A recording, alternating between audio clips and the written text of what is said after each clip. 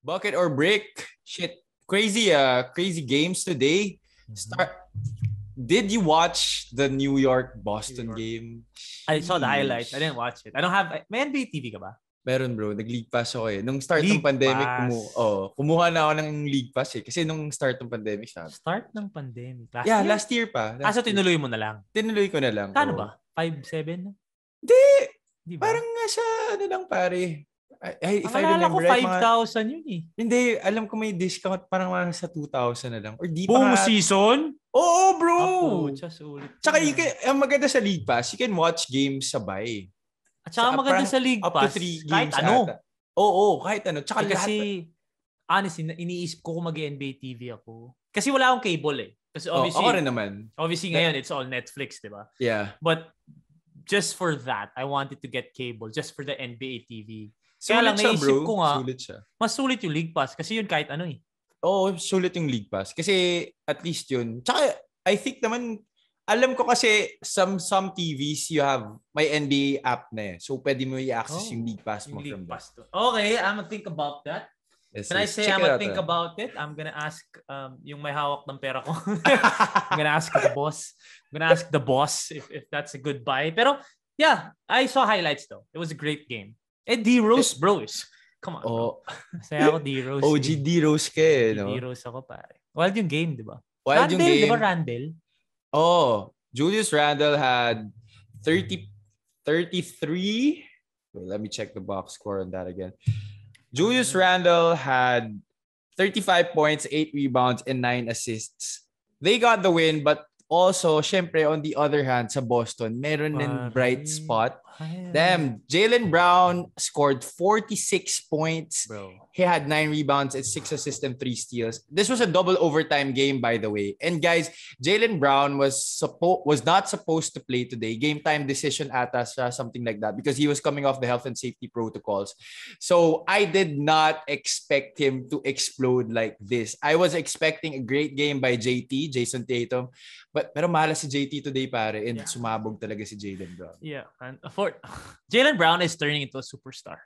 He definitely is. Like last year pa, actually. He was an all-star last year. Yeah, he's turning into a stud and who can really put up numbers. Yeah, I feel like he has a chance to be an all-star this year. Di ba? Di pa siya he was an all-star na last year. All-star pala siya last year. Sabay sila ni Jason. Sabay sila ni Jason. Okay. Sorry. So again, di ako updated masyado. Pero yun nga, ibig sabihin lang, totoo yung sinasabi ko. He turned into a superstar last year. So now, this is his follow-up year from an all-star from his first all-star appearance. So alam mo that the confidence is up there, bro. Like, grabe. Tsaka I see videos na he was working out with T-Mac. So lumalabas, bro. Lumalabas. Lumalabas talaga. And it's so nice to see them both excel kasi pareho silang, well, they're both great offensive players, but they also play good defense. And you know, it's like watching two Kobe's, man. That's very true. So we have 2 superstar bearded ones in the league now. Yes. I feel like there are 2 already. Hindi na malayo pa kay James, but I'm saying he's also a superstar in the league. Oh, definitely. He's getting there. You know, malapit na rin naman yung passing of the torch eh.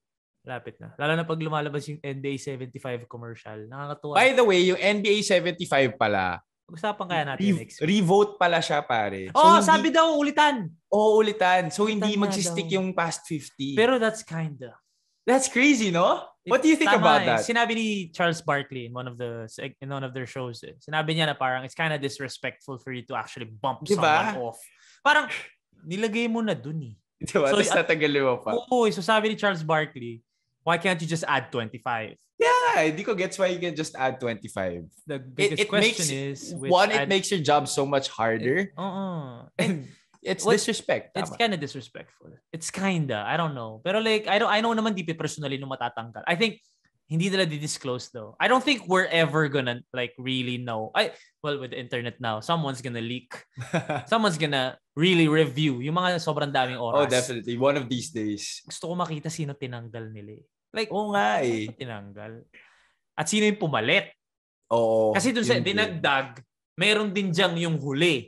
Diba? Yung huli. So, you know, we'll see. Today, inad na sila Inano? MJ, Scotty. MJ. Basta, MJ, parang, pasok? Oo naman! Puta ka. MJ hater ka ba? Hindi. Nagulat lang ako. MJ, pasok. Nagulat ka? MJ pasok? Hindi. Pero nakita ko. Sige. So dahil dyan, unahin natin sa bucket or brick. Sabi ni Andre Iguodala, Kyrie Irving is a top 20 player all time. Bucket or brick? All time? All time, bro. When did he say that? Nag-tweet siya. Wait, all time? We're talking about all time. Like Kobe, Larry Bird, Magic Johnson, Kareem Abdul-Jabbar. Bro, what the fuck is all... No. Scratch that. He is the most skillful player. Okay. All time. Okay. Maybe not all time because Kobe's still there. But the most skillful point guard all time. Okay. Yun, ano yun? Like, I second that. I agree with that. When we say skillful, guys, ito na naman tayo, hindi skillful, hindi greatest, hindi best. I'm still taking Allen Iverson all over Kyrie Irving. I'm still taking Steph Curry over Kyrie Irving. But when you talk about skill, handles, shooting, just like the arsenal of moves, how big his bag is, he's the most skillful point guard ever. But did he say he's one of the best? Yes, sir. Top 20 all time. He hasn't even carried the team to a championship. He was never the number one guy. Exactly. In a champion team, he was the number one guy, but they were losing before LeBron came in. When he went to the Celtics, hindi rin naging ano. So what? No. What the F? So, wait. Great big question. If he said that Kyrie is part of the top 20 ever, Steph gotta be there. Well, he did say. I don't know what Andre's guy. Like, I don't know what the basis for that tweet was, but he just put it out there, and I was like, just what? Minsan lang mag-break si Iguodala. And I know we've had enough of Kyrie for the past few days, but shit, man. Top 20 most dramatic players in the league. Oh, sama mo na dyan sa Ben Simmons. Grabe yun. Yeah. That's a break. Which, by the way, sabi ni Shams. Ninon. Wait, nawala ka. Hindi daw cellphone yung nasa pocket ni Ben Simmons. Sabi ni Shams, hindi, may back? Ano daw nandun? Hindi daw cellphone yung nasa pocket niya. Ano? Yung jersey. Wait, nawawala ka. Practice jersey? Ba't may ilaw? Ewan ko. Kalokohan. May ilaw. Kalokohan. Don't try to save the kid. Si Shams yung nagsabi. Don't even try to save his ass. Okay. Moving on from Ben Simmons. Sawa na ako pag-usapan yun. Bro, may attitude problem ako. Aaminin ko yan. And for you to be mad at Ben Simmons for that speaks a lot na nga. There were practices that I wasn't engaged. And Coach Ricky and all my other coaches would get on me because I wasn't engaged. I was disengaged. I was like, my focus was just all over the place. But when I'm called to come into a drill, I don't have the balls to just stand there and be like, ayoko. Never, bro. May attitude problem ako, pero never you. Bro, that's just pure disrespect. For the coach to call you to come in and you say no. That is pure disrespect. Agree. I mean, that's all facts, bro. Come on. And this is at the professional level, man. Exactly, yeah. They're paying you, bro. You're getting paid. So the least you could do is just be... Yeah. Okay, you're physically there, but you gotta at least go through the motions, diba? Stupid. Yeah. Huwag naman yung puta babastusin. Okay, anyway. Talk about that shit. All right. Next up. Shaq says Russell Westbrook is a role player. He's not anymore a star, but he's a damn good role player. Bucket or brick for you? I think it's a bucket, bro. It hurts, but we've seen him become... We've seen him be the star, and it never worked. If he wants to be a star, then he has to go to a losing team. But if he wants to win a chip or a chance to win a chip, like Melo, he's entering that, kumbaga yung time ni Melo na nagiging role na siya. Yun na si Russell. Papunta na siya. I'm not saying their talent is obviously not role player-ish. But if they want to win, if they want a chance to get their first chip, then they have to play the role player. Kasi hindi na kaya ni Russell Westbrook. Hindi niya kaya magbuhat, pare. Hindi niya kaya magbuhat. So, hindi niya kaya, but he won an MVP, Mike. Yeah, he won an MVP, but they didn't win. Yun na nga, if he has the talent and the skill to be a superstar. But if he wants to win na, which again, yung time bomb, medyo umiiksi, he has to be a role player. So yun lang yun. Tama si Shaq that he's a damn good role player if he wants to win. But if he doesn't want to win and he just wants to, triple-double, MVP, then you can go to a losing team and be that guy. Parang John Wall. Yeah, exactly. And I think that's super aligned with the stars that have won chips. You look at MJ, you look at Kobe. Yeah. They never were gonna win alone, and they acknowledged it, diba? Yeah, and Russell Westbrook and Melo can't be MJ or Kobe anymore. Russell Westbrook can be they are past Robert that time Horry, in their careers. Pwede na siya maging Robert Horry, Rick Fox. Pare, Russell Westbrook could be a Derek Fisher. I'm not saying they play the same, but like yung role na yon. Yeah. Yung may Kobe ka, pero nandito ako pag kailangan mo ako. Yun. So hindi na siya yung I can still hit the big shots. Hindi na siya yung first. I don't know if Russ can, pero hindi na siya yung first option. Well, that first game clearly didn't make him sound like he was gonna hit the big shots. He was 0 out of 4 from 3, bro. Yeah. But I'm a big Russell Westbrook fan. But that's definitely a bucket for Shaq. Shaq rarely misses sa mga take niya. Galing ni Shaq sa ganyan. Yeah. But then Shaq now said that for LeBron to cement his name, his legacy as the GOAT, that if he surpasses Kareem in that scoring list, if he becomes number 1 on that all-time scoring list, he will definitely be the GOAT, Shaq said. Is that a bucket or a brick for you? I think that's pare, like I'm an MJ, like MJ guy ako, 90s ako eh. Kobe, I will always put them 1-2. I will always find a way to put them 1-2. But, bro, pag number 1 siya sa scoring, kahit di na siya mag-champion, 4, he has 4 titles, number 1 in scoring, 20 seasons. Aabot, di ba? 20 seasons. Maybe nga 22. We don't medyo know. Medyo. And the thing is, scoring isn't his primary asset. It's not. Yeah, did you ever think that when LeBron entered the league that he would even break the top 10 of sabi nga natin, gun shy, di ba? Lagi natin sinasabi gun shy. Parang masyado naman to pasa ng pasa. So pwede naman siyang dumiskarte na eh. Kaya naman niya eh. Kaya nga siya lagi nalalagay sa ilalim ni Michael Jordan sa ni Kobe because of his wala siyang killer instinct katulad ng dalawa eh. So that was always one of the things that was said up against LeBron. So think about it. Pag number 1 ka sa scoring, hindi ka killer like what people say. But do you think it's just because ang tagal niya na sa liga? Hindi, yun nga. That's another one. That's another testament. You come in early, dominate right away at 18 years old, and then the longevity. So you add the whole thing. Yes, okay, the killer instinct is still with MJ.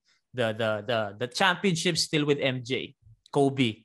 But if you add all the pieces, hindi naman pwedeng champion lang iniisip mo. O you put the longevity, you put the championships, you put the number 1 scorer in ever. Tapos pare, I'm sure yung assists niya, top 10 din siguro or top 15. Oh yeah. Diba? So I'm just not sure where he is exactly, but he's there. He's somewhere there. He has more assists than MJ and Kobe, definitely. Oh yeah. Diba? Baka nga combined lamang pa rin siya. Just because of, alam naman natin LeBron eh. So I will always find a way, or I will always look for a way to keep MJ and Kobe 1-2 because I'm a 90s kid.